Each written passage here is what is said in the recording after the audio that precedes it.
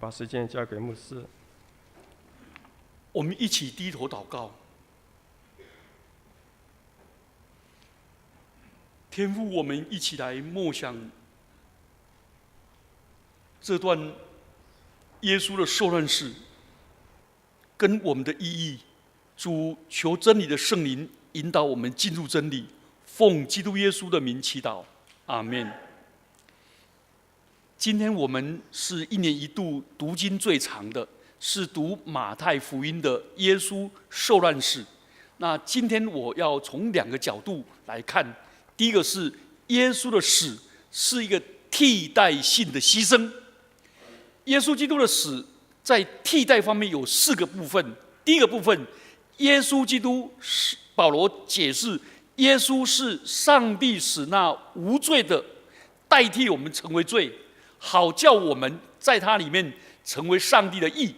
这句话翻译出来就是说，上帝使无罪的耶稣代替世人的罪，使世人愿意信靠他的人就可以称为义人，就可以跟上帝和好。耶稣的宝血要洗净他的罪，所以请就近耶稣，死亡的耶稣是代替我们的罪，这是第一点。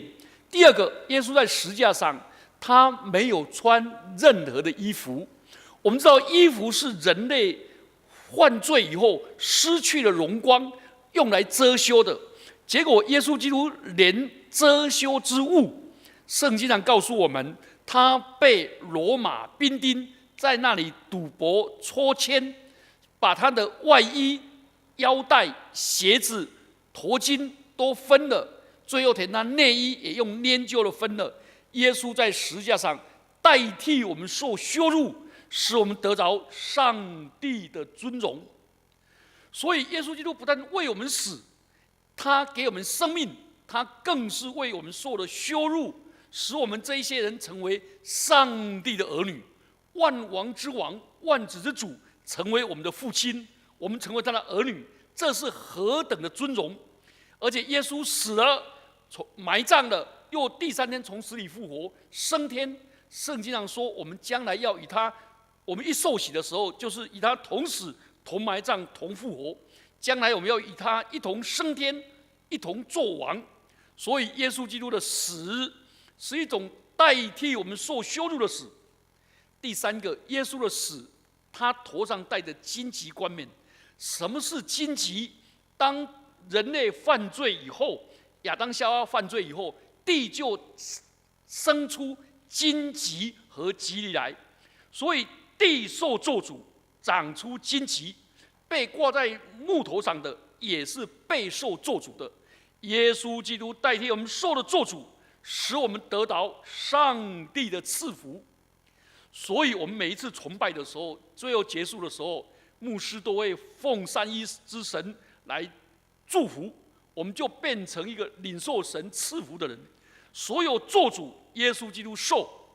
所以我们小时候，不管我们在成长的背景里面受多大的羞辱跟贬义，耶稣基督替我们承担了。我们受多大的咒诅，受多大的那个咒诅，不管是这个那个咒诅，耶稣基督都替我们承担了。我以前信一贯道，下了很大的咒诅。如果我敢背弃一贯道，我要绝子绝孙，五雷轰顶。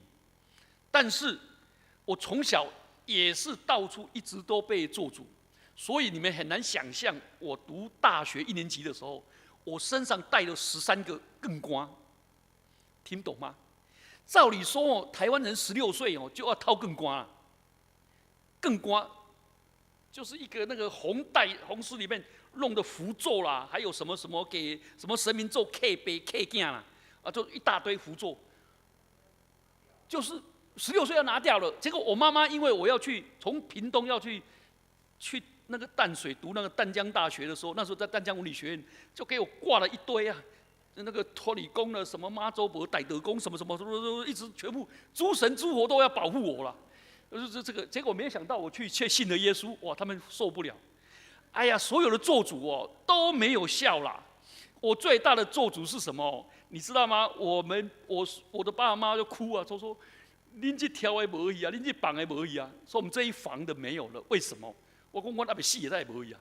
他说你只有生2个女儿啦，因为我那时候是生2个女儿，生2个女儿以后，我已经绝子随孙了啦，就哪里知道会冒出生第3个，你知道吗？所以我生第3个的时候，我妈妈高兴得不得了哦，这安菇这钱怀，请全水底捞人吃，做1000多个呢，找了10几个人来做了哦。啊，前面2个女儿都没有吃，都没有，儿子才有。我重男轻女之作严重，那个是做主。啊，我们有时候被老师做主，被什么什么做主啊，整天还有老板做主，什么什么。我们好像这个台湾这个社会哦，而且台湾社会做主人很恶毒了，你知道吗？那怎么做主？一些丢西那街里啊，听懂吗？丢鸡街就是得鸡瘟，全部鸡都死光光了。啊，丢西那街就是得了传染病，全村的孩子都死光光了。哦，这种做主很恶毒嘞，对不对？啊，耶稣基督代替我们受了做主。第4个，耶稣基督代替我们死亡，使我们得到永恒的生命。所以，我们基督徒就在变成什么样？不怕别人羞辱我们，因为上帝的尊荣是加在我们身上；也不怕别人贬义我们，对不对？也不怕别人咒诅我们，因为耶稣基督为我们完成了救恩。好，这是一个客观事实的救恩。但是我们怎么领受这救恩呢？有2种人，今天讲到了，一个是犹大。犹大这个人是后悔，那彼得呢？3次不认主，彼得是悔改。天堂充满着悔改的罪人，地狱充满着后悔的罪人。后悔不是悔改，悔改不是后悔。犹大只看到自己的罪，然后自怜自爱，然后去自觉自裁，把自己杀掉。而彼得看到自己的罪，更看到赦罪的耶稣。看到耶稣基督的爱，他突去及时的悔改。所以这段圣经在告诉我们，我们要及时悔改，领受耶稣的救恩，不要活在咒诅中，也不要活在羞辱中，更不要活在死亡的恐惧中，也不要活在罪恶感当中。耶稣基督为我们成就救恩，我们要学习像彼得一样，勇敢的回到耶稣面前。在这里也提到另外一个奥秘，这是一个奥秘，就是耶稣，我们却纳闷的，今天的经文里面，为什么耶稣基督在十字架上的时候，呼天上帝不应，然后呢，他最亲爱的朋友，他的门徒全部作鸟兽散，然后那个妇女呢，远远的看着他，一个无罪的救主，竟然被人间最亲密的人全部疏离，这个叫做神秘的孤独。耶稣基督经历了神秘的孤独，然后呢，上帝不照顾他，亲朋好友离开他，下面呢却是羞辱他、贬义他、侮辱他，然后把他的话扭曲。路人说这个人要拆毁上帝的殿，其实耶稣没有说过拆毁上帝殿的。耶稣说：“你们如果拆毁上帝殿，我第3天要把它盖起来。”结果他们却把耶稣没有讲的话套在耶稣身上，扭曲。然后呢，法利赛人、祭司长跟文士看见耶稣行神迹，却把它扭曲成耶稣啊，你行的神迹却不能行在你身上，等等等。这种也让我们知道，上帝的儿子在世上经历了这神秘的孤单。其实我们这一生，我们每一个人都会经历这种神秘的孤单。我们有很多的冤屈，没有人知道；我们很多的痛苦，也没有人知道。但是耶稣知道，耶稣成为我们的典范，也成为我们支持的力量，也成为我们领受恩典的泉源。耶稣知道，耶稣体恤我们。我昨天去处理一件丧事哦，就觉得蛮难过的。我就告诉他们家人说哦，我们的生命交给上帝，病痛交给医生，然后呢，我们家人只能陪伴交给我们家人，同意吗？等到我们家人要走的时候，或者我要走的时候，你就发现我可以找人工作，可以找人吃饭，唯独我要死的时候不能找人替代。对不对？只能自己去，很孤单。这是一条我们人生都要经历这样，但是耶稣基督已经为我们成全了，已经把死亡败坏了死亡，这个是我们复活节就会再谈了。耶稣基督把这个生命给我们了，所以我们的人生再怎么孤单，我们永远至少耶稣基督就在我们前面。我们下礼拜可能会，我们看看能不能唱那个圣Patrick， 他讲到耶稣的复活以后，好美啊！他说耶稣在天父的右边为我祈祷，耶稣在上面，耶稣也在下面托住着我，耶稣在前面引导着我，耶稣在背后成为我的靠山，耶稣在我左右陪伴我，耶稣也住在我里面。那住在我里面的比全世界还大。今天耶稣的死亡，不是被死亡吞灭的死亡，是吞灭死亡的死亡。耶稣基督的死亡不是被羞辱的死亡，是吞灭羞辱的死亡。很拗口哦。耶稣的死亡不是被死亡吞灭的死亡，是吞灭死亡的死亡。他把全世界所有人类的死亡都吞灭了，因为下礼拜就是复活节，我们一起来纪念耶稣的死难。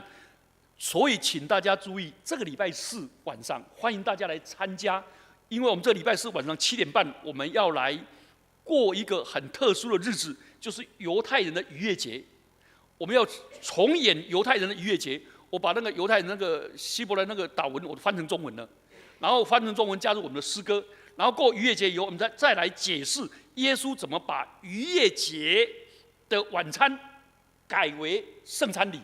那时候我们每次圣餐，我们就知道很深的意义。然后礼拜五晚上，我们大家一起来过那个受难节，因为受难节本来应该是下午3点钟过，但是大部分人都在上班，很难。那我们就改为晚上来纪念。那我们来讲耶稣的7言，十字架的7言欢迎大家有可能的话，尽可能来参与，我们一起低头祷告。主，求你恩待我们这一些人，让我们知道耶稣基督为我们而死，耶稣基督为我而死。主啊，我愿意来到你的面前，承认你是我的救主和我生命的主，你是赐福的主，你是尊荣的主。主啊，求你在十字架上的救恩今天领导我，住在我的心中，除去我的羞辱，除去我的咒诅，除去我的死亡，除去我罪恶的羞耻感，使我今天成为你的儿女。奉基督耶稣的名祈祷，阿们。